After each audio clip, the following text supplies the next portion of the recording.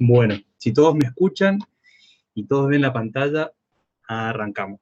Este estudio está basado en el primer video de Parminder del último campal, que él lo tituló como esto, como la frase de San Agustín o Agustín de Hipona, que en latín lo había escrito y yo solamente voy a leer lo que significa la frase porque no sé hablar latín, pero era esta de si puedo entender no es de Dios.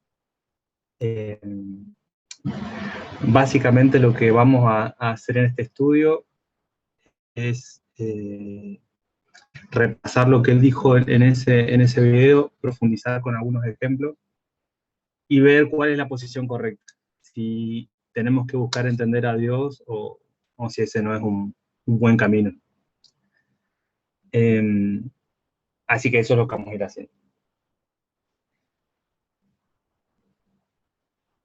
Como le decía, hay dos formas de abordar la naturaleza de Dios. Por un lado tenemos la postura esta de San Agustín, o Agustín de Hipona, que dice que si entendés algo, entonces no es de Dios. Esta posición dice que tu mente es finita y por lo tanto no puedes entender a Dios. No, de hecho, no está bien hacer eso. Y por otro lado, la otra postura es que sí podemos entender a Dios, sí podemos entender la naturaleza o la forma de pensar de Dios. Y como les decía en este estudio, vamos a profundizar estas dos posturas, para que ustedes al final puedan pensar y reflexionar cuál es el lado correcto o nuestro enfoque como estudiantes de este movimiento, cuál es el lado correcto. Entonces, vamos a arrancar. Acá saqué un fragmento de algo que escribió Agustín, donde él dice: ¿qué pues diremos de Dios, hermanos? De hecho, si lo que quieres decir lo has entendido, no es de Dios. Si lo has podido comprender, has entendido una realidad diferente a la de Dios. Entonces, si lo has entendido, Dios no es así. Si lo es, no lo ha entendido. Entonces, ¿por qué quieres hablar sobre lo que no pudiste entender? Como ven, la postura de esta Agustín es esto de que no podemos entender a Dios. De hecho, esta postura es muy utilizada por los cristianos en general, y que si nosotros, por ejemplo, vamos a un versículo que está en Romanos 11, 33 y 35, parece que la postura de Agustín sería la correcta.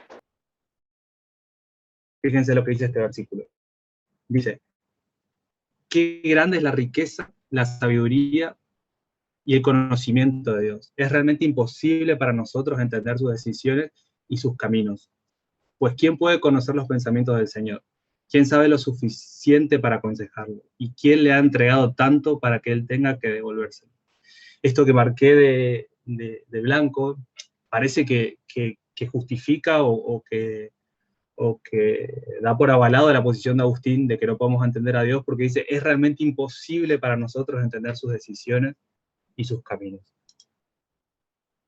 Si nuestra metodología se basara en un escrito está, podríamos concluir este estudio ahora y decir, bueno, la postura de Agustín es la correcta, hay un versículo que lo respalda. Yo le diría a Marco: dejemos de grabar, cerremos ahora con la clase con una oración, y nos vamos contentos porque hay un escrito está que dice, que avala la frase de Agustín de que no podemos entender a Dios.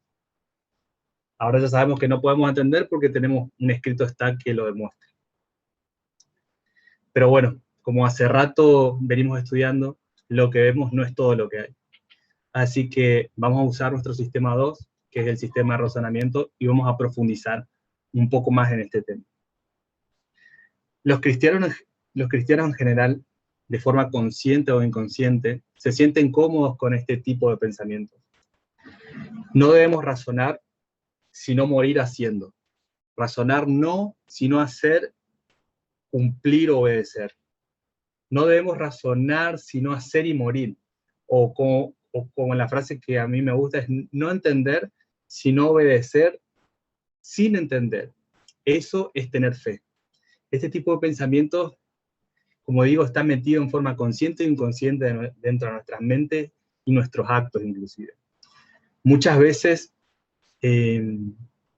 a lo largo de mi vida como cristiano, me cuestioné cosas sobre la escritura o tenía preguntas y las respuestas a mis dudas, la mayoría de las veces era, ahora no lo vas a poder entender, solo te toca obedecer, pero en el cielo sí lo vamos a poder entender.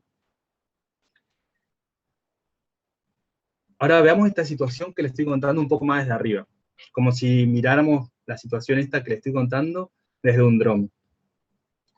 Por un lado, tenemos a un Dios que se jacta de decir que creó a sus criaturas con libre albedrío. Pero para poder salvar a sus hijos de la muerte, les exige que obedezca sus órdenes. No te pide que lo entiendas, solo que lo obedezcas sin entender. Este Dios no necesita explicarte por qué ni el cómo. Lo único que tenés que hacer, lo único que tenés que saber es que tenés que obedecer. Si no lo haces, si no obedeces, vas a morir. Parece una contradicción esto del libre albedrío, ¿no? ¿Será que la mayoría de los creyentes eligen obedecer a Dios por miedo a la muerte eterna? Si la esencia de seguir a Dios es evitar la muerte, o si la esencia de seguir a Dios es la recompensa de una vida eterna, de un lugar de paz, sin dolor, con calles de oro, con una mansión, ¿quién no quiere eso para su vida? Esa esencia la compartimos, o ese anhelo lo compartimos con católicos, con musulmanes, con judíos cristianos, con Trump, con el Papa, con tus vecinos. Todos quieren salvarse de la muerte y tener un lugar de paz donde vivir eternamente. Entonces, ¿cuál es el camino correcto? ¿En qué se diferencia el verdadero pueblo de Dios? Trabajemos un poco más en esta forma de pensar. La frase que le había dicho antes. Obedecer a Dios. No necesito entender, solo tener fe y estar dispuesto a morir por hacer su voluntad. Este tipo de pensamientos parecen buenos, es más, lo habrán escuchado varias veces. Pareciera que este tipo de pensamientos, de estar dispuesto a morir por hacer la voluntad de Dios, sin entender sus mandamientos, parece que estas personas comparten, o este pensamiento comparte una relación de romance íntima con Dios, dispuestos a morir por Dios y por su fe. Pero este tipo de pensamientos se alinea y se comparte por muchos grupos religiosos. Voy a compartir con ustedes un fragmento de un artículo que leí hace poco, y luego les voy a decir el título del artículo.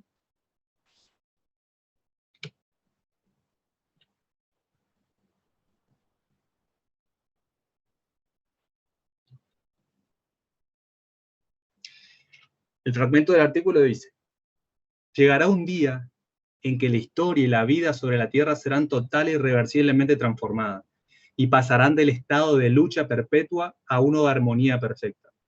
No existirán ya ni enfermedades ni lágrimas, y estaremos liberados de toda limitación para vivir una perfecta libertad. Dios nos ha prometido que un día llegará el fin de la historia, día en el que solo los justos se salvarán. Hasta acá, todo perfecto esta frase. Este artículo comparte 100% parecida con nuestras doctrinas y creencias. Y fíjense el siguiente párrafo. Dice: ellos me hablaron de sacrificio y de martirio, que los mártires van con sus familias al cielo, que Dios ama a los mártires, que uno se reunirá con los profetas y los piadosos. Así Dios olvidará mis pecados y perdonará mis maldades. También me dijeron que sería bueno para todos que yo hiciera explotar esa bomba. Creo que ya se pueden imaginar, pero el título de este artículo, que después si quieren le comparto, es El terrorismo sagrado, un retorno al punto de partida. Y es todo un artículo que habla del pensamiento, de las doctrinas, de la cual tienen estos grupos del fundamentalismo religioso terrorista, que también comparten este tipo de pensamiento, que no tenés que entender a Dios, sino solamente obedecer para salvar tu vida, la de tu familia y la de tu comunidad. Uno de los pilares de las creencias de estos grupos religiosos es el mesianismo. Fíjense este otro fragmento de este artículo. Dice: los sentimientos mesiánicos poseen una significación fundada en dos convicciones. La primera, sostiene que el día de la salvación está próximo. La segunda, afirma que el hombre puede colaborar en este proceso. A partir de la aceptación de estas premisas, los fieles se sienten partícipes directos de la transformación y deberán desplegar diversas acciones a fin de contribuir en ese proceso.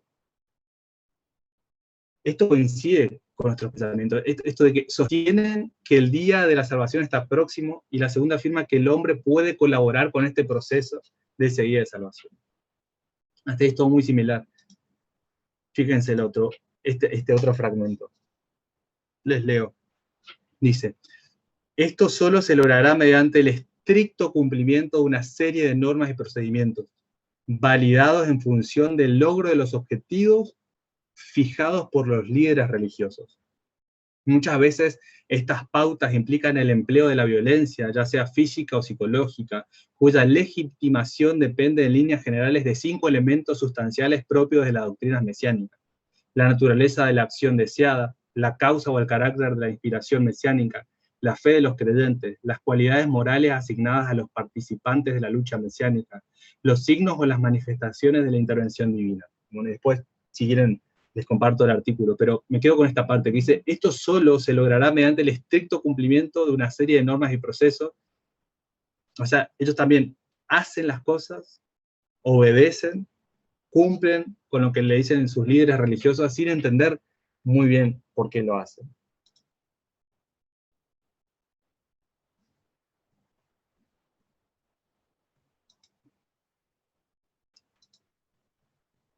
Por eso vamos a profundizar más adelante cuál es la idea por la cual muestro esto, pero es por lo menos peligroso este pensamiento de que tenemos que hacer sin entender, obedecer sin entender. Fíjense esta cita de Elena de White que parece como si coincidiera con el pensamiento de Agustín. Dice así: y ese es el objetivo de Satanás, tratar de conseguir. Nada desea él tanto como destruir la confianza en Dios y en su palabra. Satanás se encuentra al frente de los grandes ejércitos de los que dudan y trabaja con inconcebible energía para seducir a las almas y atraerlas a sus filas. La duda está de moda hoy. Hay una clase muy numerosa de personas mira la palabra de Dios con la misma desconfianza que fue mirado su autor, porque ella reprueba y condena el pecado. Los que no desean obedecer a las exigencias de ella tratan de echar por tierra su autoridad. Si leen la Biblia o escuchan sus enseñanzas proclamadas desde el púlpito, están solo para encontrar errores en las Santas Escrituras o en el sermón. No son pocos los que se vuelven incrédulos para justificarse o para disculpar su descuido del deber. Otros adoptan principios escépticos por orgullo e indolencia. Por demás amigos de su comodidad para distinguirse ejecutando cosa alguna digna de honor y que exija esfuerzos y abnegación. Aspiran a hacerse una reputación de sabiduría superior criticando la Biblia. Hay muchas cosas que el espíritu limitado del hombre, que no ha sido alumbrado por la sabiduría divina, es incapaz de comprender, y así encuentran motivo para criticar.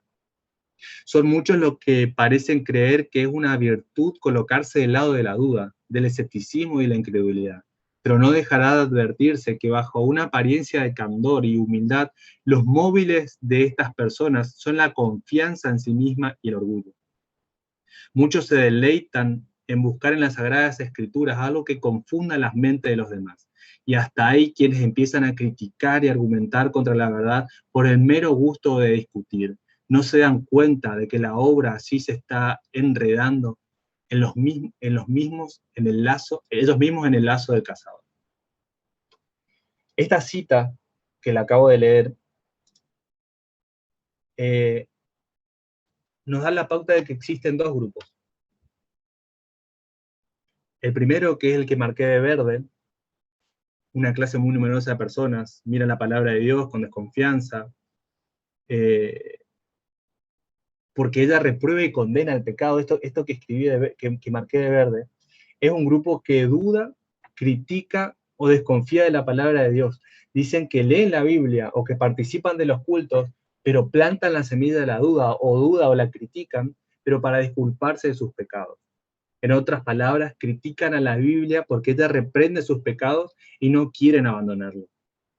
El segundo grupo, que es lo que marqué de rosado, ese segundo grupo, Elena de White los llama escépticos o incrédulos, que critican o dudan de la Biblia por orgullo, por indolencia, por ponerse en un plano superior a la Biblia. El motor que los mueve a ellos es su orgullo y la confianza en sí mismos. Y buscan en las Sagradas Escrituras algo que confunda la mente.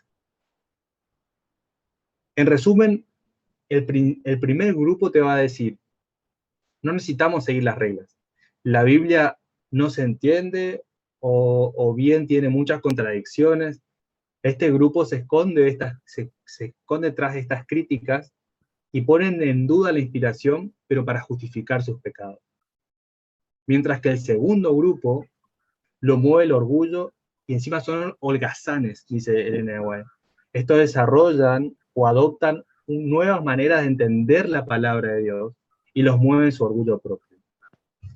Ambos grupos, según Elena de White, están siendo atrapados por Satanás. Veamos estas otras citas y ya van a entender a dónde quiero ir. Voy a leer solo lo que marqué, si no es mucho texto.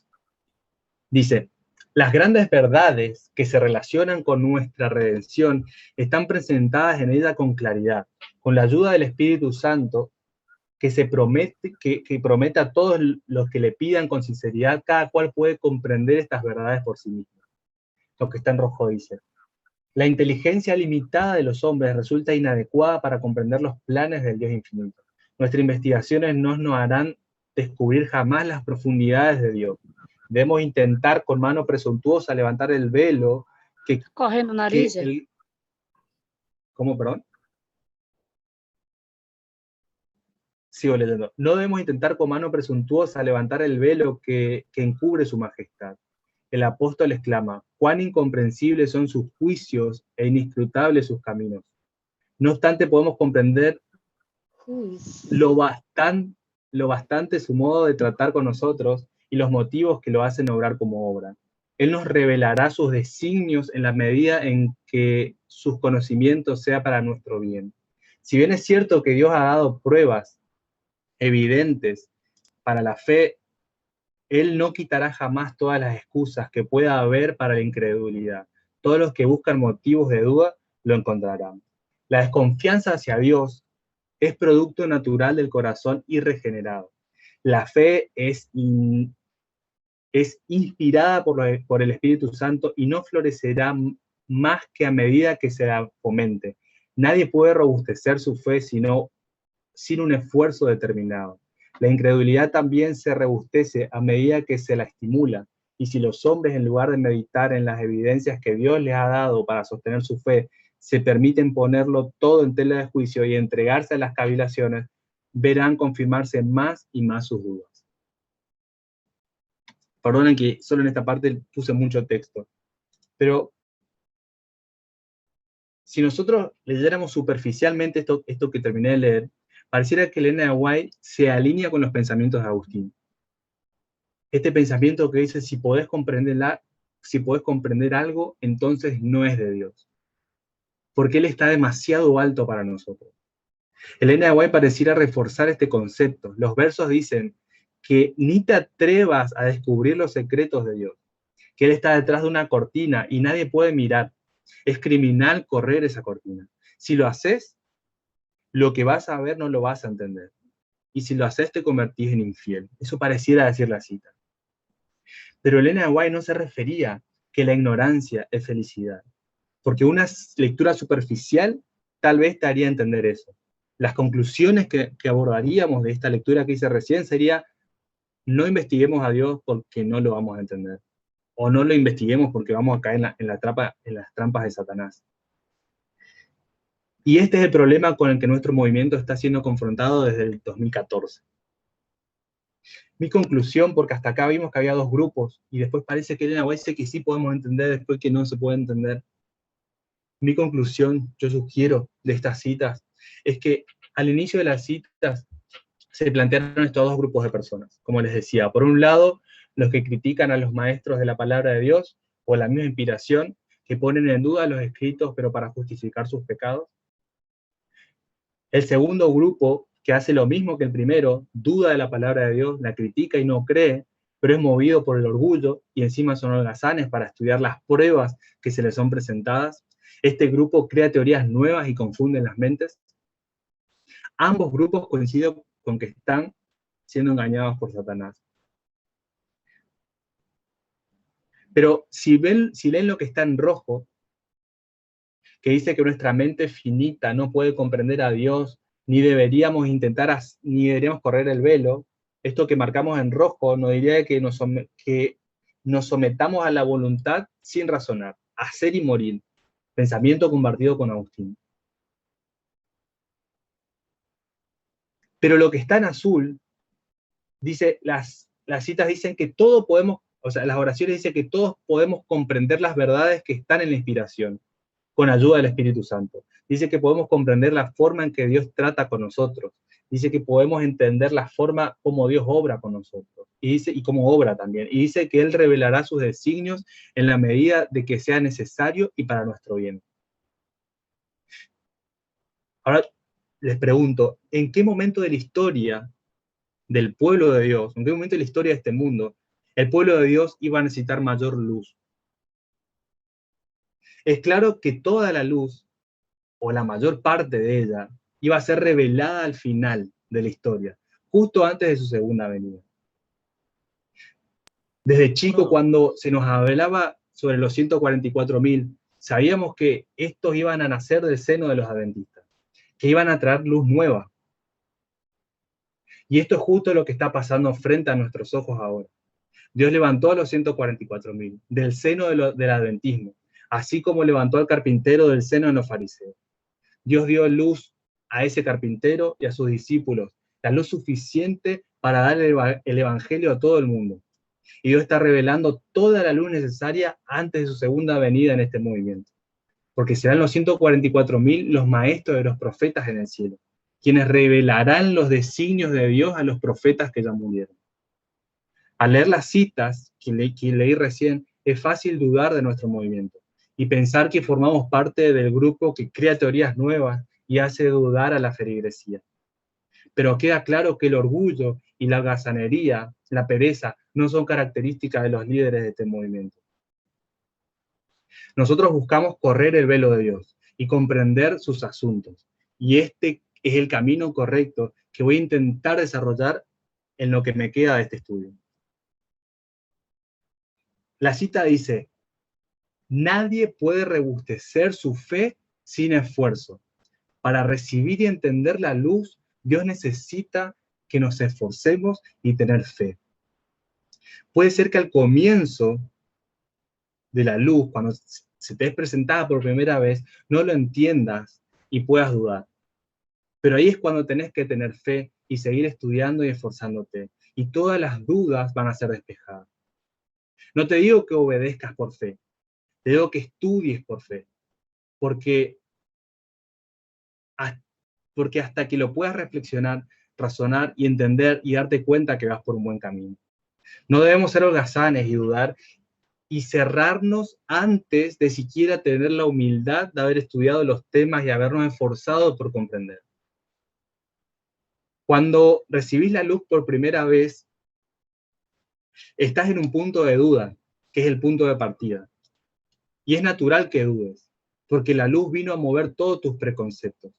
Todo lo que aprendiste viejo, la luz vino para hacerlo nuevo.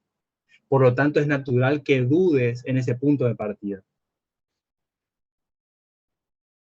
Por la duda, puedes elegir irte del movimiento o bien quedarte y esforzarte para convencerte de esa luz.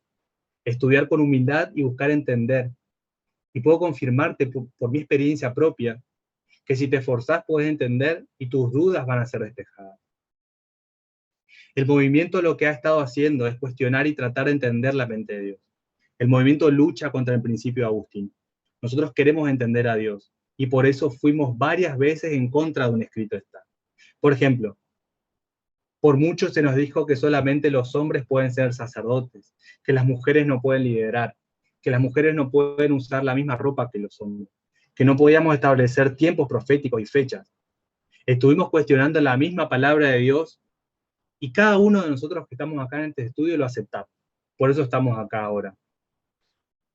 Cambiamos la ley dominical, una doctrina de más de 130 años, y en el movimiento en 12 meses deshizo más de 100 años de teología adventista. Estamos en un punto crítico para cada uno de los que formamos parte de este movimiento. Cada uno debe decidir si el movimiento es de Dios, si el movimiento forma parte del grupo al cual Dios iba a revelar su luz en los últimos días. O si bien el movimiento es un grupo de perezosos que crea teorías para que el adventismo dude y caiga.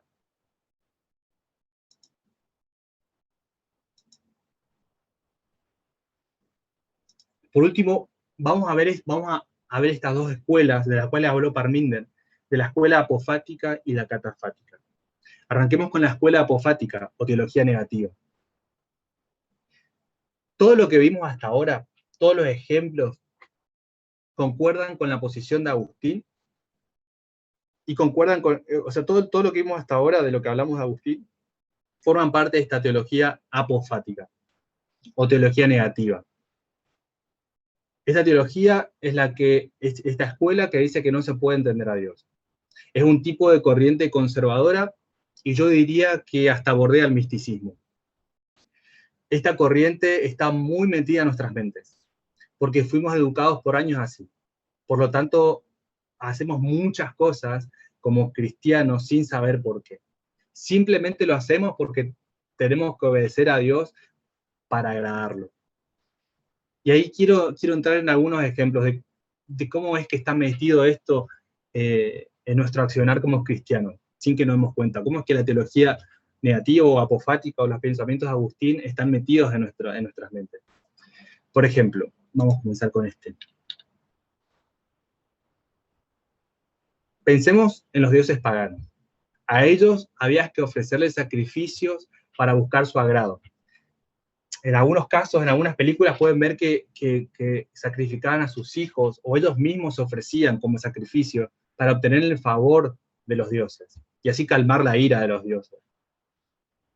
Si mi teología o mi pensamiento sobre Dios me dice que debo someterme a Dios sin entenderlo, que debo hacer sacrificios sin entender la razón y así agradar a Dios, esto para mí yo sugiero que es una forma pagana de ver a nuestro Padre.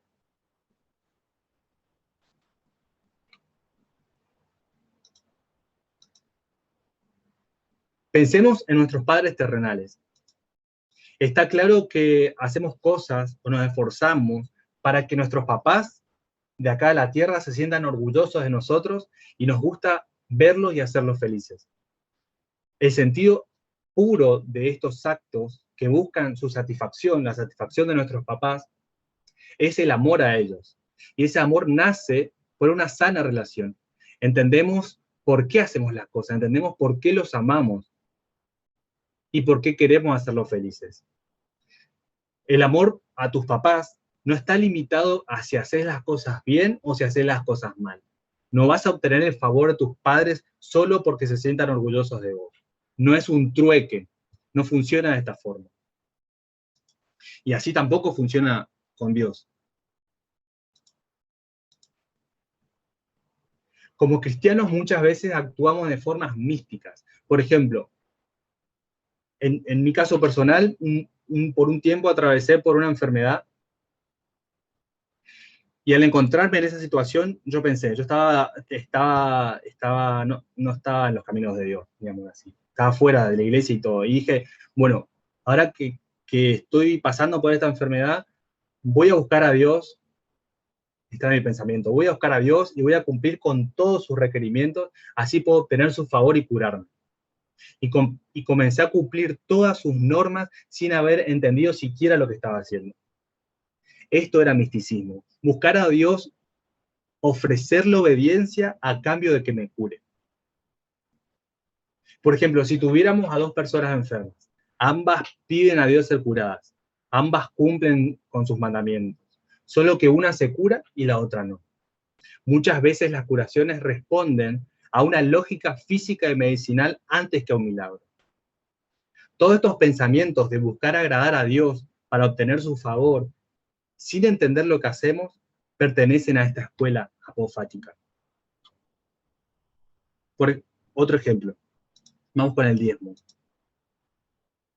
Malaquías en la Biblia te diría, si das dinero a Dios, entonces Él te va a bendecir.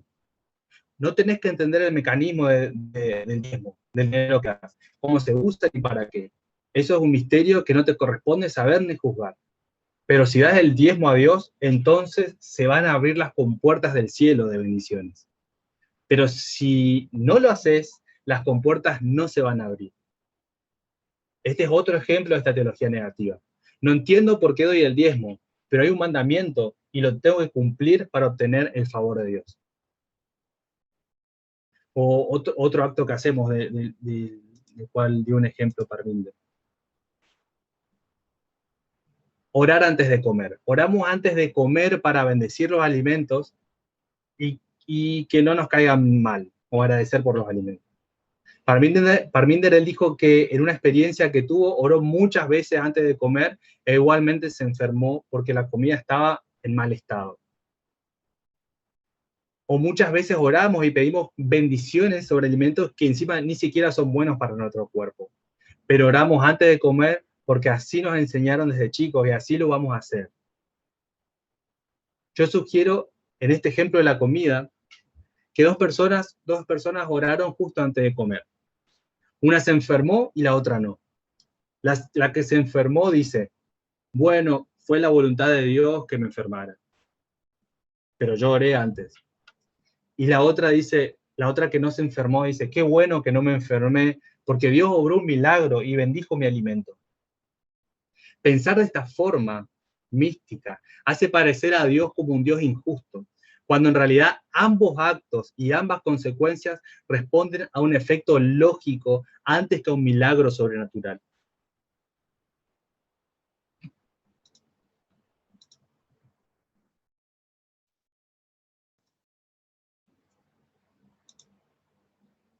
Esto de la escuela apofática, yo sugiero que también una de las cosas que respalda esta escuela es la ignorancia. Y la ignorancia fue un mecanismo utilizado por los líderes cristianos, por ejemplo, en el periodo de la Inquisición. El mecanismo para obtener el poder era mantener al pueblo bajo una teología apofática. La Biblia era de acceso solo a los líderes religiosos, y el pueblo debía obedecer sus interpretaciones. Si alguno se atrevía a cuestionar sus interpretaciones o no obedecer los mandamientos divinos, eran considerados herejes y los mataban. Cualquiera que no pensara como pensaran los líderes de ese momento, era propósito de persecución. Y se escondían tras esa persecución, tras esa herejía, escondían una razón espiritual. Decían, esto lo hacemos porque la Biblia lo dice, porque es la voluntad de Dios, por eso te tenemos que matar, por no pensar igual que nosotros. Y ahí es cuando aparece Lutero.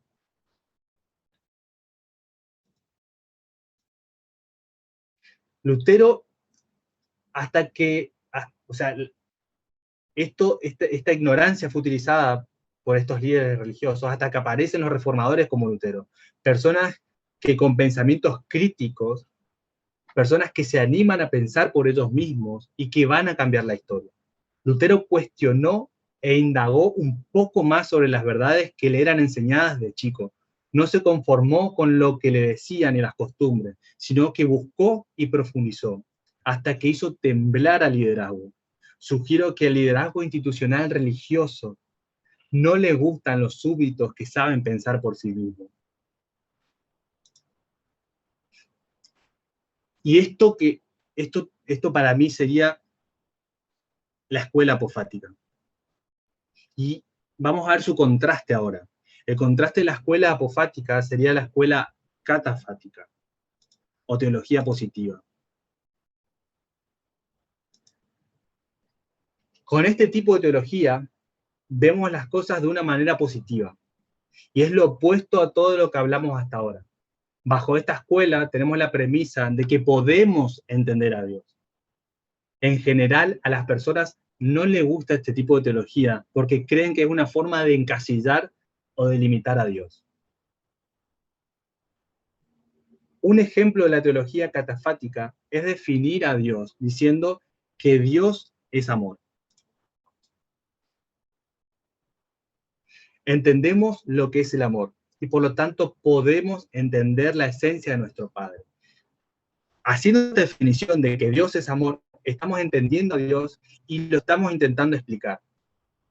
Nosotros como movimiento inclusive fuimos un poco más lejos y dijimos, el hombre nace en sociedad y todas sus relaciones son parábolas. El hombre aprende de cómo es Dios a través de sus relaciones, como ven esta foto, con sus padres, con matrimonio, con sus hermanos, con sus hijos, jefes.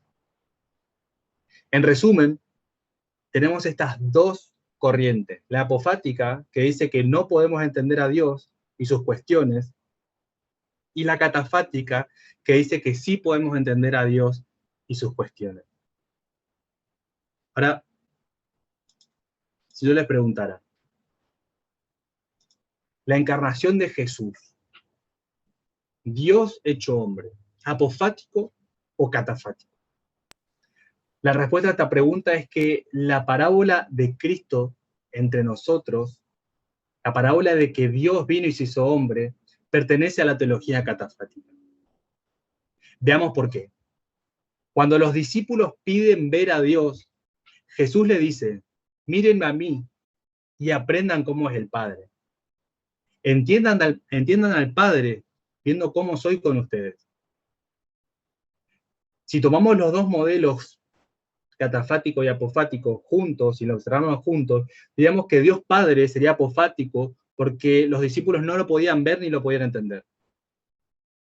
Pero Dios Hijo, Jesús, sería la teología catafática porque Él viene a explicar cómo es Dios. Si solo usamos el modelo apofático, ya no tiene sentido ni siquiera seguir estudiando, porque los caminos de Dios no lo podemos entender. Como dije, solo deberíamos obedecer. En cambio, en el modelo catafático te permite obtener la razón de por qué debemos obedecer. Su trabajo es convencerte.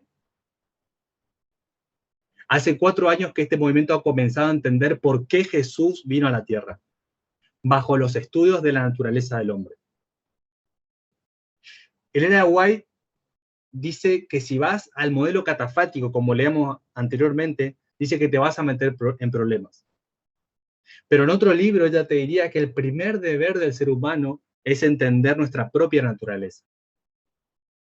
Y entender nuestra propia naturaleza es sinónimo de entender la naturaleza de Dios. Todos sabemos que el hombre fue creado a imagen y semejanza de Dios. Por lo tanto, si entendemos la naturaleza del hombre, podemos entender la naturaleza humana de Cristo. Si queremos entender la naturaleza de Cristo, significa que nos vamos a empezar a meter en la naturaleza de Dios y vamos a empezar a correr ese velo. Jesús, que es Dios hecho hombre, vino en forma humana para explicar quién es Dios. Todo su modelo es catafático. Estamos bajo el contexto de la ley dominical.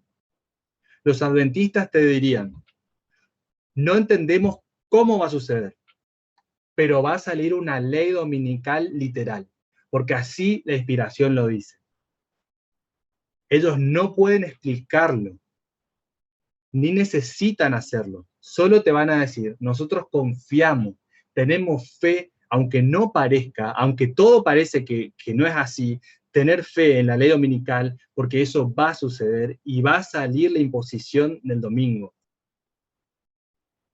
Y como todo en su contexto, todo en el contexto de las leyes, el contexto económico, el contexto de los líderes religiosos, van en contra de esta posición, de esta doctrina de los adventistas, recurren a las teorías de conspiración de un estado profundo para calmar sus conciencias y decir que la ley dominical está a punto de salir.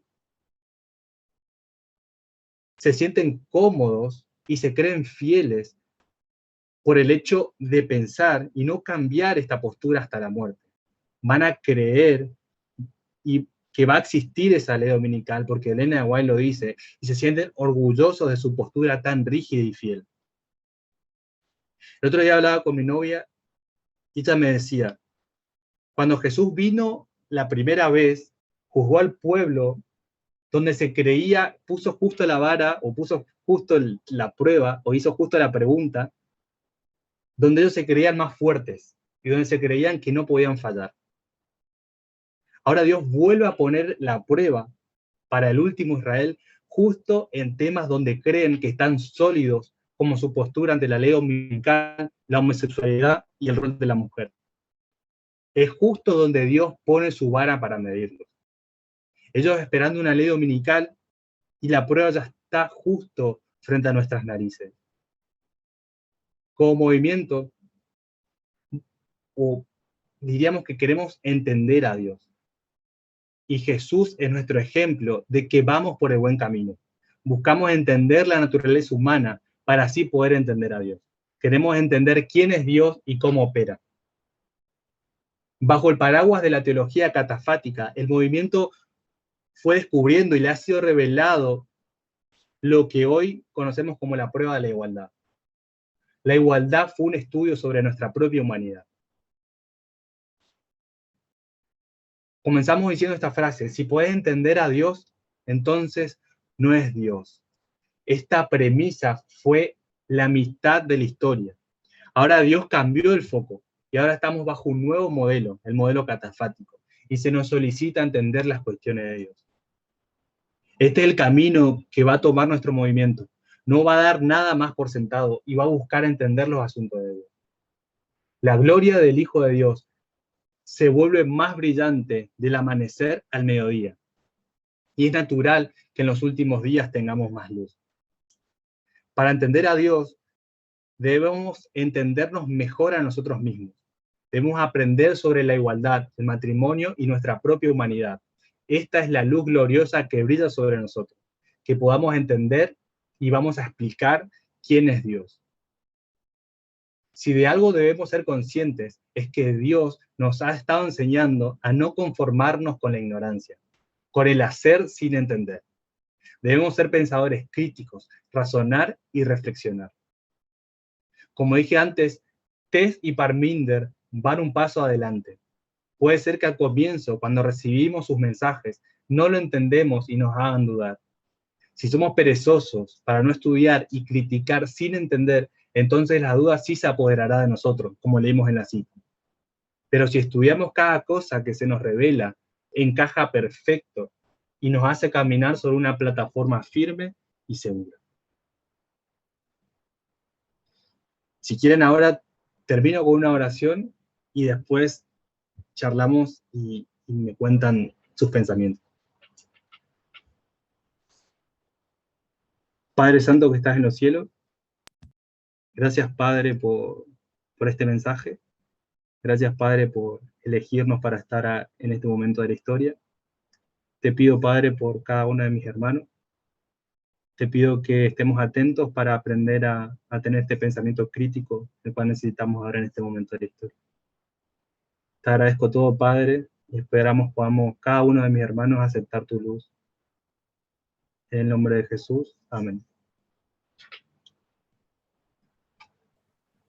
Amén. Amén. Facu. Amén. Muy buena, Facu. Hola. Muy buena, buena. Facu. Hola. Gracias. Yo quería hacer una pregunta, ¿sí puedo? Sí.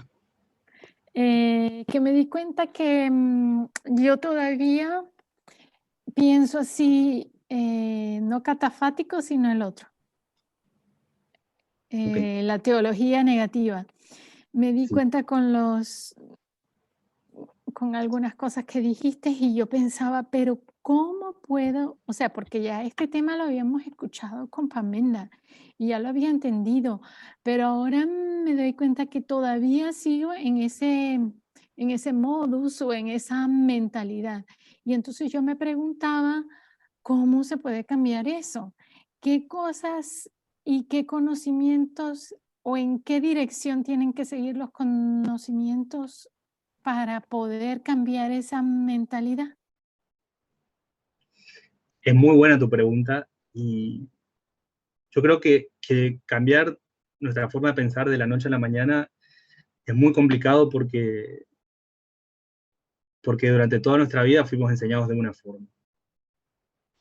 Creo que toda la nueva luz siempre tiene un tiempo de maduración y el hecho de que no estemos cerrados a recibir la luz eh, ya hace que eso vaya madurando y que en algún momento podamos dejar de lado nuestros pensamientos apofáticos.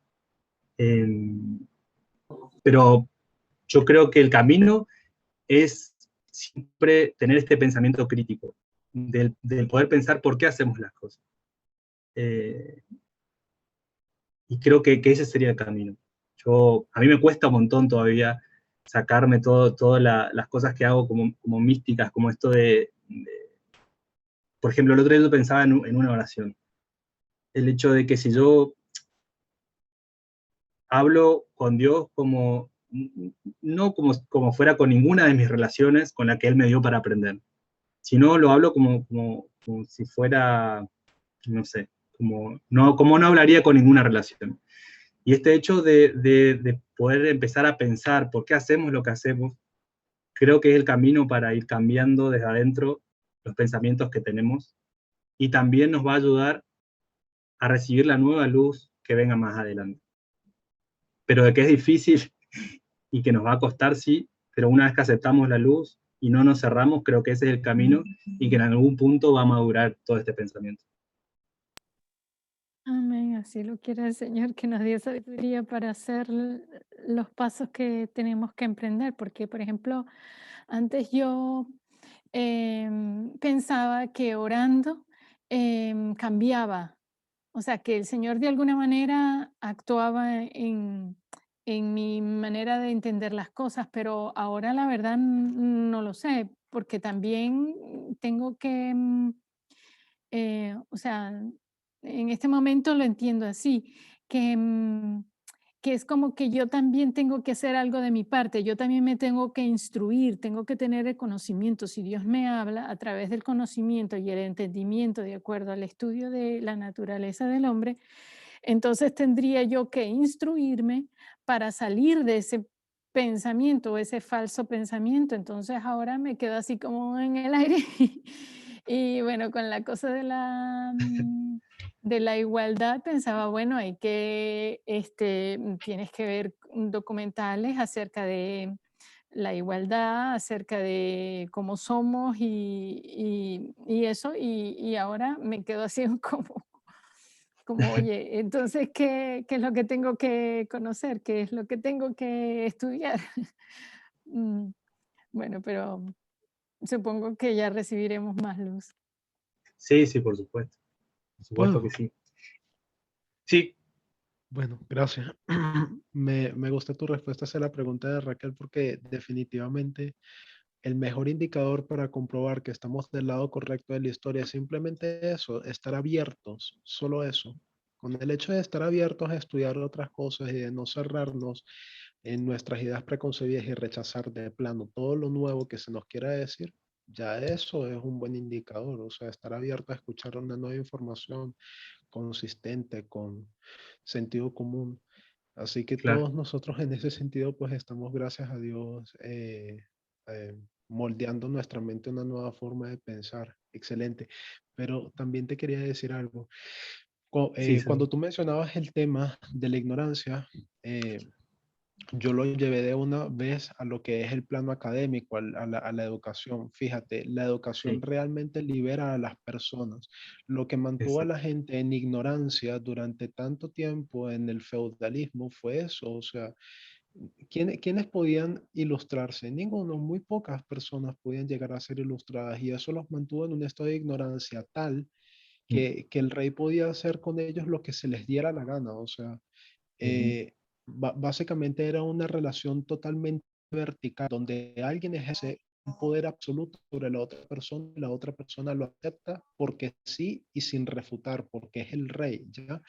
Y yo Exacto. creo que que eso ocurre en muchas oportunidades, porque tú también lo mencionabas, en las relaciones entre padres e hijos. Ciertamente, Dios es nuestro Padre, nosotros somos sus hijos, y existe un proceso natural y es saludable, donde ese poder absoluto y vertical se puede ejercer de una forma natural y saludable, pero siempre va a llegar un punto de transición en el cual tú dejas de ser un niño, es decir, dejas de someterte absolutamente a lo que te está diciendo esta figura superior. Es natural porque ya tú comienzas a crecer, y de ser una relación vertical comienza a ser ahora una relación horizontal. Y así es como entonces nosotros llegamos a cambiar también nuestra relación con Dios, de ser nuestro Padre y hacer absolutamente lo que Él nos diga sin cuestionar, a llegar a cuestionarnos ciertos aspectos y decir, ¿y por qué esto? Y no es una duda negativa, no es una duda mala, no es una mala crítica, es ¿por qué? Simplemente porque quiero satisfacer mi necesidad de conocerlo a Él cada vez más. Y en ese sentido, siendo en una relación horizontal, ya dejamos de ser niños y ahora pasamos a ser adultos, y allí se vuelve una relación de, de padre e hijo que te lleva a ti a un otro nivel de comprensión de tu padre, ¿ya? Ahora ya tu padre no es solamente tu padre amoroso, sino que ahora también es tu amigo, y también inclusive puedes llegar a ser a tu hermano a veces, ¿ya? Y confesarle todo. Y eso, o sea, y comprenderlo de esa forma inclusive impacta tu forma en cómo tú oras con Dios. Me gusta Exacto. mucho ese testimonio que tú hablas sobre la oración, porque coincide también mucho sobre la experiencia que yo estoy pasando ahora de transición. Amén. No, César, me encantó lo que dijiste, porque de hecho me ayudaste a entender esto de cómo inclusive este modelo, el cual se plantea nuestro movimiento de que pasamos de ser niños a ser adultos, encaja justo con esto que dije de que en un momento de la historia, como vos decías, sí estaba bien este modelo catafático, digamos, con Dios, apofático, perdón, y ahora pasamos el enfoque al modelo catafático. Es como cuando, me acuerdo cuando era niño, mi padre me impuso normas que yo en su momento no entendí, pero elegí obedecer, pero después cuando crecí, pude ver eso que él me impuso, y lo pude entender y lo pude aceptar, y me pude convencer de que era el mejor camino. Pero dejé de ser niño, pasé a ser adulto y comprendí lo que él me quería decir. Pero también se me vino a la cabeza este hecho de que cómo la ignorancia es utilizada por el liderazgo para controlar a la gente. Y creo que esto que uno hablaba de los reyes y todo, o el mismo periodo de Inquisición papal, inclusive parece que se vuelve a repetir, y no solamente lo vemos en la historia, sino que lo volvemos a ver en los gobiernos actuales, eh, donde los gobiernos se aprovechan de la ignorancia del pueblo para poder cumplir sus propósitos. Por ejemplo, yo no sé si en algunos países como en el mío, por ejemplo, las personas no conocen cuáles son sus derechos como ciudadanos, no conocen cuál es el destino de sus impuestos, no conocen por qué una persona, un familiar de alguien que ocupa un puesto político tiene mayores posibilidades de que su familiar entre a un puesto político antes que otro que no. Todos estos privilegios y toda la gente, la verdad que no lo entiende, pero igual lo acepta y sigue esta clase de gobierno. Y a lo que quiero ir es que utilizan esto, la ignorancia, para poder controlar a los pueblos. Y ahí es donde yo voy a la necesidad de este pensamiento crítico y de empezar a cuestionar las cosas que se nos dijeron que hagamos y que obedezcamos sin entender. Hay una mano levantada. Me gustaría participar en esa opinión porque precisamente lo que caracterizó la edad oscura fue una falta de desarrollo de conocimiento, de verdad. La ciencia se estancó, el arte y en diferentes aspectos, la verdad, todo fue paralizado. Entonces eso fue una manera, un ataque bastante fuerte del enemigo hacia el pueblo de Dios, separar el conocimiento, porque el conocimiento, como dice la escritura, ¿no? La verdad os hará libre, el saber el entender las cosas es lo que nos hace libres. Y al mantenerlos en ignorancia, pues en esa época lo que hicieron es mantener al pueblo esclavo, pero no de una superpotencia, esclavo de su propia ignorancia.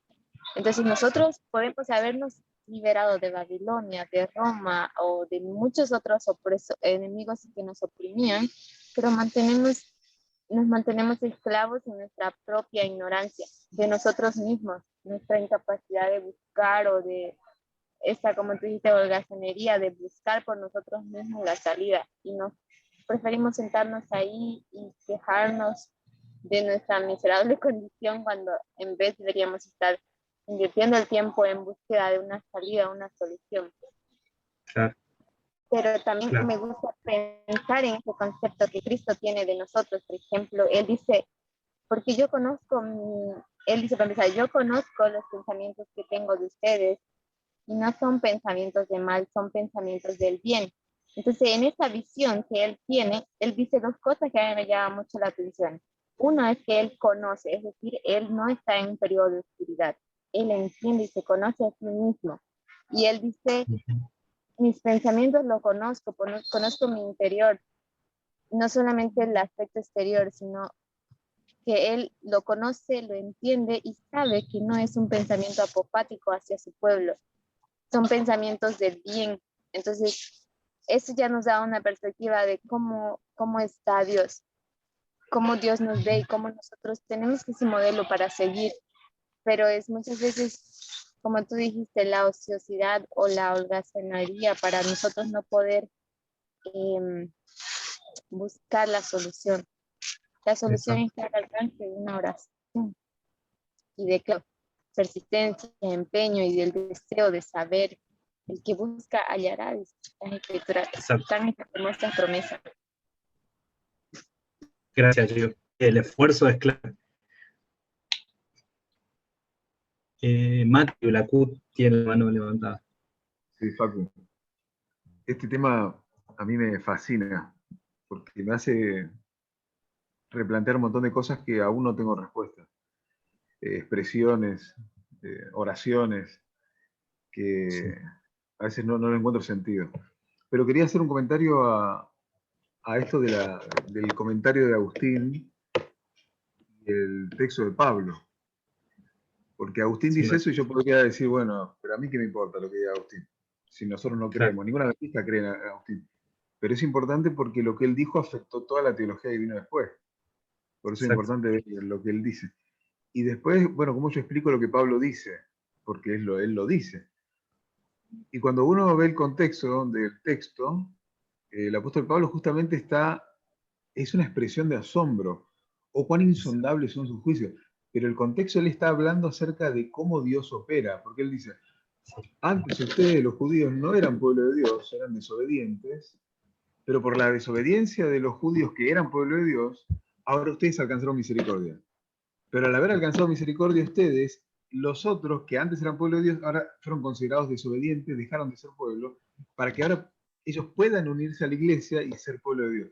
Entonces dice, todos fueron considerados desobedientes para alcanzar misericordia. Entonces él está explicando cómo Dios opera y después dice, da esta expresión de cuán grande es la profundidad de la obra que él hace. Así que el contexto explica que en realidad él está diciendo cómo Dios opera, por lo tanto se puede entender a Dios. Eso nomás. Mati, es clarísimo, porque antes del movimiento, antes de que estudiemos todo esto, estos pensamientos de Agustín estaban tan metidos en nuestra cabeza que si leyéramos eso, y leyéramos inclusive todo el contexto y todo, diríamos, che, acá dice que no podemos entender a Dios, y nos conformaríamos con eso.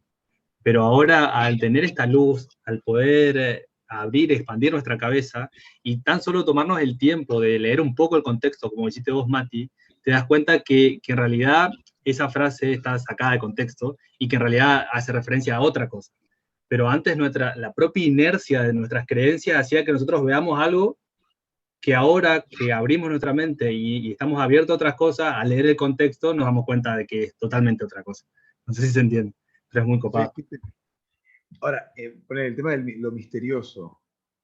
La expresión de hay un misterio, sí, es real. O sea, el apóstol Pablo lo dice, el misterio de la encarnación. O sea, hay misterios pero hay que ver en qué foco está hablando el misterio. No todo es misterio. No sé si soy claro. O sea, por ejemplo, Sí, el sí. misterio de la encarnación. Hay parte de la encarnación que no lo entiendo yo. ¿Cómo es que la plenitud de Dios entró en el vientre de una mujer? Yo no sé cómo funcionó eso. La obra esa. Pero sí puedo entender la encarnación de Cristo. Sí puedo entender Claro. que Él era plenamente hombre al mirar a un hombre y puedo entender cómo Él era. Entonces, hay parte que sí puedo comprender y otra que, por lo menos yo no lo entiendo. Sí. Eso. Gracias, Mati. Mati y Facu, creo que habíamos visto una vez que en un estudio que nos decían así que los misterios de la Biblia, esa palabra misterio, muchas veces nosotros encontramos las respuestas para ese misterio justamente en la propia Biblia, en la misma Biblia.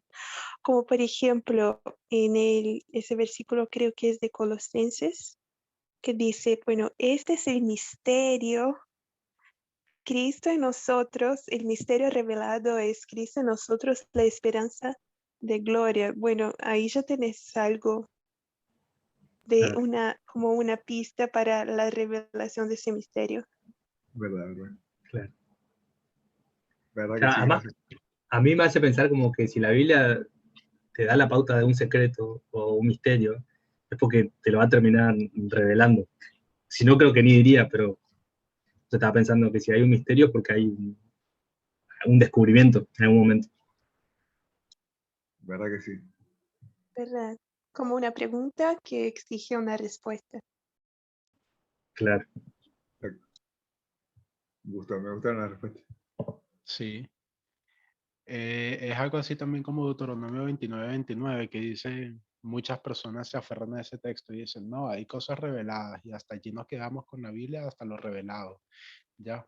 Y resulta que, o sea, las cosas reveladas son aquellas que son hechos concretos, lo que tú dijiste, Matías. La encarnación de Cristo es algo tangible, es palpable, lo puedes ver, eso es un hecho. Ahora, ¿qué no puedes entender? Lo que no es revelado. ¿Qué fue lo que no fue revelado? Pues, o sea, el milagro en sí, cómo Dios obró milagrosamente o cómo Dios abrió ese mar rojo, ¿ya? No conocemos específicamente todas las implicaciones que involucran ese milagro, pero sí sabemos el hecho en concreto, y es que Dios sacó al pueblo de Israel de Egipto, o que Dios se encarnó, por ejemplo. Entonces, sí. Por ejemplo, Claro. ya se menciona este ejemplo, uno mira lo natural, y lo natural, nosotros tenemos un método, explicamos, la ciencia explica, pero ¿cómo comprendés aquello que es sobrenatural? Porque lo sobrenatural aparentemente quiebra las leyes de la naturaleza. Es como que aparentemente, o sea, es como la parte que lo apofático sería los milagros, la intervención de Dios en la naturaleza. Eso como el mar rojo o la encarnación o todo eso, es como eso sí escapa a nuestra naturalidad. Pero después todo lo que sea natural, como el carácter de Dios, como es Dios, como nuestra naturaleza y como todo lo que es necesario para nosotros, como todo eso sí lo vamos a poder entender.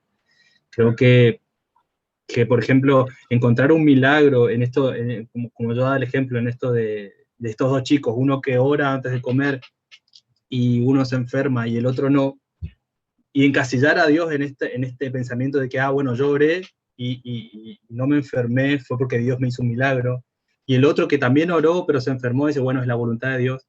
Es como encasillar a Dios así, y la misma perspectiva es mirar a un Dios injusto, porque ¿cómo puede ser que para unos sí y otros no? Entonces, pensar que un milagro puede estar al alcance de una oración, me parece, todavía no lo puedo llegar a explicar bien con mis palabras, pero no creo que muchas veces asumimos milagros que en realidad tienen una explicación lógica, consecuente, y que son a consecuencia de algo razonable. Pero nosotros atribuimos el milagro, o atribuimos la desgracia a Dios, que eso me parece místico.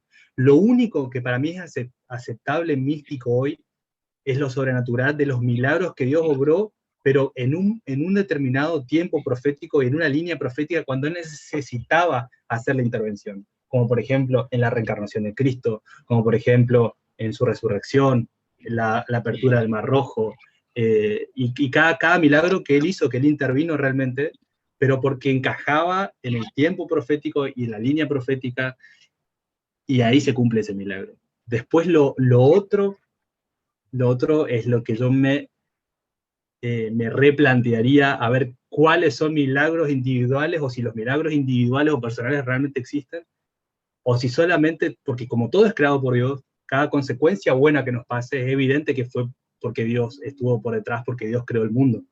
Entonces, cada cosa razonable, cada consecuencia, cada cosa que yo hago buena y termina en el bien, es evidente que Dios está por detrás de eso. Pero ahí atribuir a un milagro sobrenatural, me parece que eso es lo que yo me replantearía.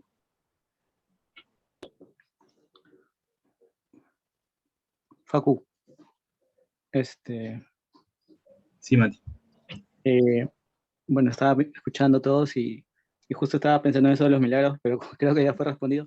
Pero había algo que estaba rodando en mi cabeza y no lo podía sacar, era, bueno, yo soy muy, muy curioso, y cuando yo escuché sobre cómo explicaban los adventistas la creación de los dinosaurios, era sobre amalgamación de especies, algo así. Y creo que incluso Sí. hay una cita.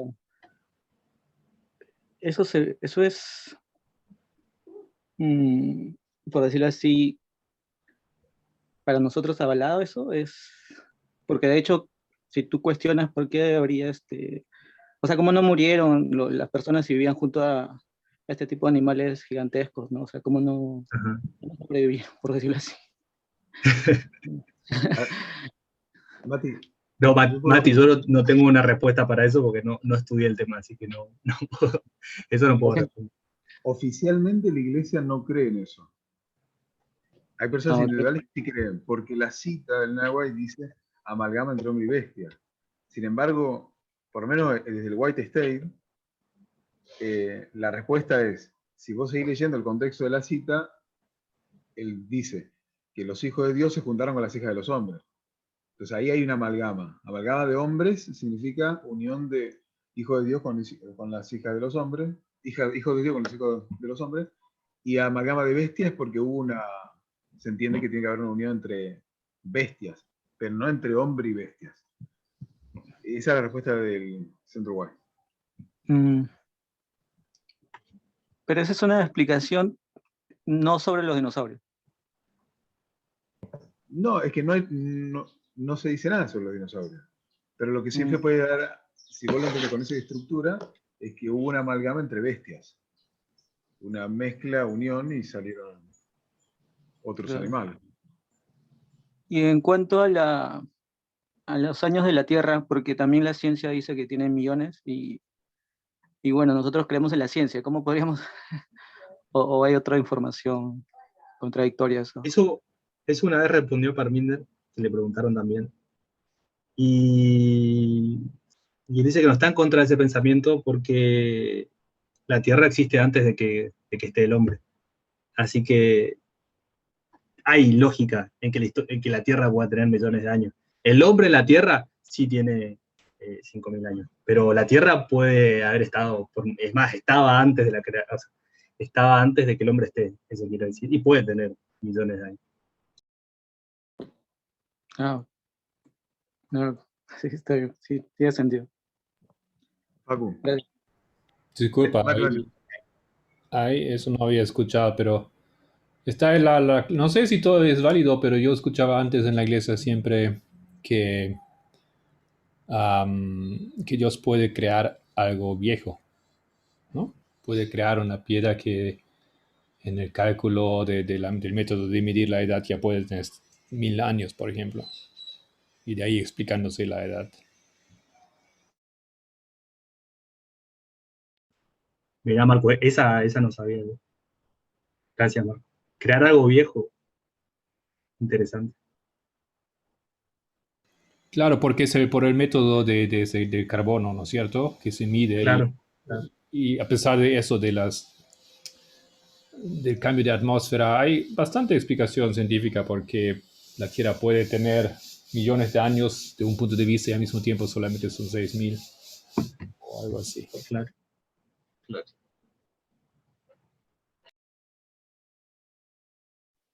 Pero a mí me llama la atención porque en Génesis 1 se relata la creación de todo el sistema solar. O sea, porque no solo es la creación de la Tierra, sino que Dios le pone el sol y le pone la luna. O sea que supuestamente está todo creado en el mismo momento. Lo que pasa es que está escrito casi como una parábola. O sea, porque ¿qué significa que Sí. creó las estrellas? Cuando hablamos que existen miles de millones de estrellas solo en nuestra galaxia. Y es solo una galaxia de miles de millones de galaxias. Es como que no hay mucha explicación en el texto. Claro. Pero no dice también en Génesis que la Tierra estaba desordenada y Te vacía. hablaba del Cuando- sol y la luna, del sol Ah. y la luna. Las estrellas además, pero yo hablaba del sol y de la luna. O sea, se creó el sistema solar nuestro en ese momento, todos juntos. Y en el séptimo día el hombre. Yo no podría afirmar que el sistema solar haya sido creado en ese momento. Pero lo que sí, la respuesta de Mati, de esto de explicar lo del carbono 14, que sí, en Génesis dice que la Tierra estaba desordenada y vacía y vino Dios y separó las aguas de la Tierra, así que la Tierra estaba antes y por eso hace lógica este estudio del carbono 14.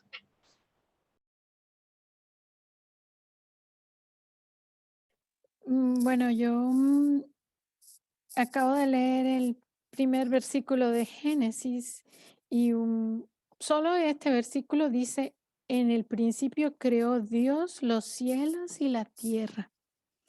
Y pienso que aquí no pone como fecha, dice en el principio. Y luego empieza con lo de la luz y todo lo demás. Y pues la verdad que en parte lo entiendo y entiendo sus cotaciones, pero creo que, o me imagino que es que respecto a esto todavía no hemos recibido, ¿cómo se dice? En el tiempo de los mileritas, a ver si le explico bien, a ver si le explico bien. Puede ser que en el tiempo, que es lo mismo que pasó en el tiempo de los mileritas, que fue que se selló el tiempo. Es decir, es un tópico que solamente el Señor ha dejado que podamos entender y hay otras cosas que todavía no es el momento de entender. Y me supongo que porque hay diferentes cotaciones al respecto. Y cómo se entienden esas cosas todavía no lo sabemos.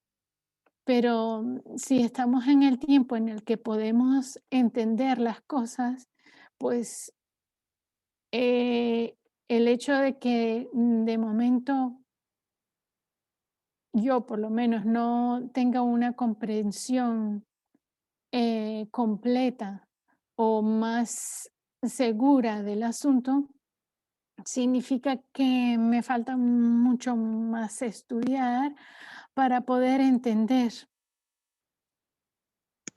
Buenas, quería contribuir, no sé si es posible. Hay un hermano dentista, creo que no es pastor ni nada, es un ingeniero que hace un estudio un poco más científico. No toca temas así como nosotros ni nada, sino más bien a lo científico. Y vino acá a Uruguay un par de veces, creo que es chileno y creo que vivió en Australia toda la vida o algo así. Tiene canal de YouTube o he visto un par de videos que se llama Evidencias de la Creación. Toca todo más bien usa la parte científica para demostrar la creación, usando a sus propios científicos y todo cómo demuestra la creación. Y una de las bases, entre varios videos, el carbono 14, que no es fiable, porque en una de esas cosas, ponele, voy a decirlo rapidito, explica que ponele una piedra pasa a tener año 0 o año 1 a partir de que es fundida después de un volcán. Y han llevado piedras recientemente hechas de volcanes y le dan millones de años. O sea, no es fiable para cosas inorgánicas. No sé si me voy a extender. Tipo, está muy bueno. Sí, sí. No lo he escuchado en contra cosas del movimiento, lo escuché hace muchísimos años igual, pero está muy bueno para quien quiera ver desde el punto de vista científico lo que se oculta. No quiero entrar en teorías conspiranoicas ni nada de eso, pero se oculta muchas cosas. Si Dios creó todos los animales al mismo tiempo, ¿no? Él dice, ¿por qué ocultan y echan a los paleontólogos que encuentran animales que supuestamente son antecesores de otros animales en el mismo periodo? Claro. ¿Entienden? Entonces, te dice, la echaron porque habían encontrado eso y le dijeron que no podía hablar, o sea, cosas raras. Y que Claro. determinan que la Tierra más de 6.000 años no tiene, cuando encuentran huesos de dinosaurios que no están petrificados, son huesos, y dice que el hueso no dura más de 5.000 años porque se desintegra. Entonces, Sí. ¿cómo puede ser algo óseo y no es piedra? Entonces, cosas que no se sabe. Y cuando cortan el mamut encuentran sangre, que la sangre tampoco duraría tanto. Entonces, células vivas prácticamente. Entonces está bueno cómo detalla toda la parte científica, te habla de la otra cara que no usan los científicos, o sea, la mayoría no sabe. Y está muy bueno. Y uno queda con dudas a veces y escucha esas cosas y dice, mirá, escuchas toda la otra cara. Claro, gracias. Si quieren mando link al grupo y lo bichen. Está bastante bueno. Gracias. Muchas gracias. Quiero cerrar con este pensamiento. Si algo aprendí bueno en la facultad fue que de nada me servía a mí si yo sabía que iba a tener un parcial de auditoría que tomaba la unidad 10 y 11. De nada me servía estudiarme la unidad 1, 2, 3 y cuestionarme cosas de economía o de finanzas cuando me iban a tomar un parcial de auditoría. Nosotros sabemos cuál es nuestra prueba, sabemos por dónde pasa hoy la luz, y lo que quiero decir es que aprovechemos nuestro tiempo para estudiar y para profundizar. Y tomo ejemplo a Mati, este pensamiento crítico que él tiene de cuestionarse cosas y de preguntarse cosas. No conformarse con la respuesta de que no lo vamos a entender, sino que seguir pensando críticamente, seguir cuestionándonos cosas y seguir intentando entender, pero enfocado en lo que ahora va a ser nuestra prueba. También podemos, o sea, el pensamiento crítico es bueno de por sí, tanto en todos los temas que ustedes tocaron, pero si nosotros sabemos que el parcial va a ser un determinado tema, aprovechemos nuestro tiempo ahora para profundizar en esos temas y tener el pensamiento crítico en esos temas. Como digo, no digo que no sea bueno tener pensamiento crítico, es bueno en todas las áreas de nuestras vidas. Pero si vamos a tener un parcial determinado sobre una prueba determinada, estaría bueno que encaucemos nuestros estudios para esa dirección. Por lo menos esa es mi experiencia. Si tomo la parábola de la facultad y lo puedo aplicar a esto. Disculpa, ¿puedes repetir eso último, por favor? Es que no lo entendí. Y lo que yo digo es, si me van a tomar un parcial o una prueba o un final en la facultad sobre un determinado tema, que el tema lo dije como auditoría, yo lo que tengo que hacer es estudiar las unidades que me van a tomar en esa prueba, que en este caso va a ser auditoría. Puedo tener el pensamiento crítico para cuestionarme cosas quizás de otras materias como finanzas, contabilidad, política, lo que fuera. Y estaría bueno ese pensamiento crítico y aprendería un montón, pero no pasaría la prueba, porque mi parcial, mi final es de auditoría. Entonces, lo que sirve ahora en este momento es enfocar nuestro pensamiento crítico en lo que va a ser nuestra prueba, que ahora es el tema de la igualdad.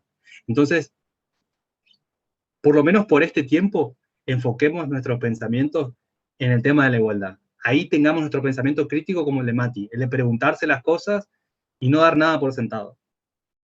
Lo otro es buenísimo también, porque es bueno tener pensamiento crítico para todo.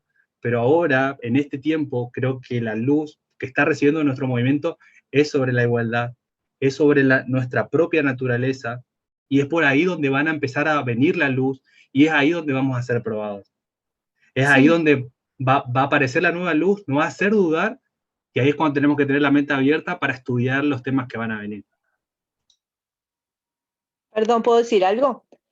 De todas maneras, creo que es importante que cada uno busque las respuestas a las cosas que todavía tienen dudas, porque hay hermanos que están fuera del movimiento que preguntan cosas de lo que uno cree y uno quiere estar seguro de lo que va a contestar. Por eso es que considero de que igual es bueno seguir estudiando. Tienes razón en lo que dices, que nuestra prueba va a ser otra, pero es importante que sepamos qué contestar ante cualquier pregunta, no solo en lo que nosotros confiamos y creemos. ¿puedo decir algo a lo que acabas de decir? Sí, por supuesto. Yo pensaba en lo que dijo Facu y creo que, bueno, pienso lo mismo que él. Y pienso que, por ejemplo, me acuerdo de lo que comenté acerca de que fue desellado el tiempo y por eso entendieron el tiempo y no entendieron el punto de la geografía, los mileritas, porque la geografía no fue desellada. El punto que fue desellado fue el tiempo. Y esto que estoy diciendo no lo estoy diciendo yo, sino más bien lo estoy repitiendo porque lo escuché de Parmenda. Y pienso que tiene que ver con lo que dijo Facu, porque nuestro entendimiento también depende, o sea, si el punto de la evolución de momento no estuviese desellado, nosotros podemos estudiar mucho, podemos pensar mucho y llegaremos o podríamos llegar a falsas conclusiones, igual que los mileritas. En cambio, si nosotros enfocamos nuestro punto de estudio en lo que se trata de nuestra prueba, que es la igualdad, entonces podremos tener mejores respuestas. Así nos pregunten acerca de otra cosa, pero no puedes responder algo si el Señor en ese momento no ha abierto ese conocimiento o para que entendamos eso. Y pienso que uno de esos temas sería la evolución. Pienso que por eso no tenemos una clara idea de lo que es y lo que no es, porque hay cosas que algunos han nombrado que ya había escuchado y cosas que no había escuchado. Pero, ¿qué es la verdad? Y yo no puedo decir qué es al respecto a ese punto, pero respecto al punto de la igualdad, sí, es como si el Señor nos está abriendo las puertas de los cielos para que entendamos este asunto, porque esta es la prueba que tenemos por delante. Y lo que luego Él nos dé para entender, Él sabrá.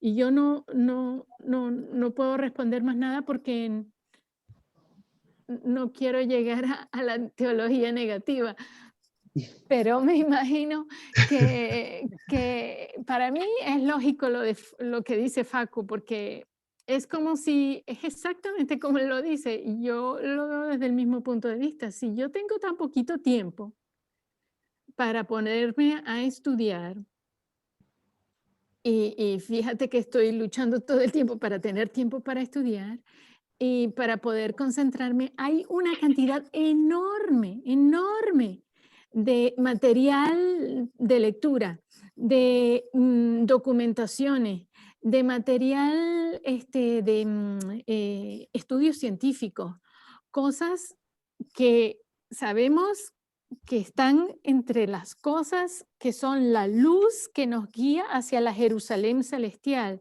que sería el tema del clamor de medianoche, que como sabemos la visión o el sueño de la hermana White es la que alumbra todo el camino hasta la Jerusalén celestial.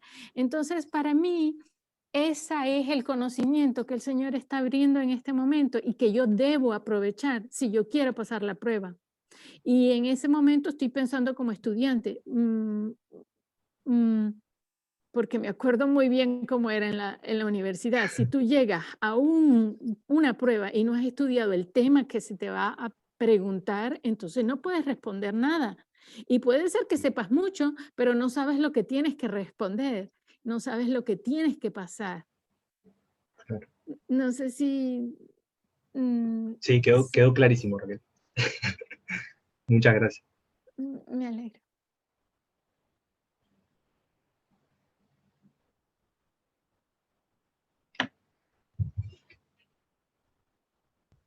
Bueno, no hay más manos levantadas, así que creo que daríamos por cerrada la reunión. Y gracias por todos los aportes. Para mí hay que animarse a seguir aportando, preguntando, equivocarse y, bueno, quedarse con esto de tener el pensamiento crítico. Bueno. Muchas gracias, Facu. Gracias por Gracias, Chao, Marco. Facu. Gracias, Muchas Facu. gracias. Muy Gracias, Facu. Gracias a interesante, ustedes. muchas gracias. Chao, Feliz chao. semana. Igualmente. Feliz Igualmente. semana.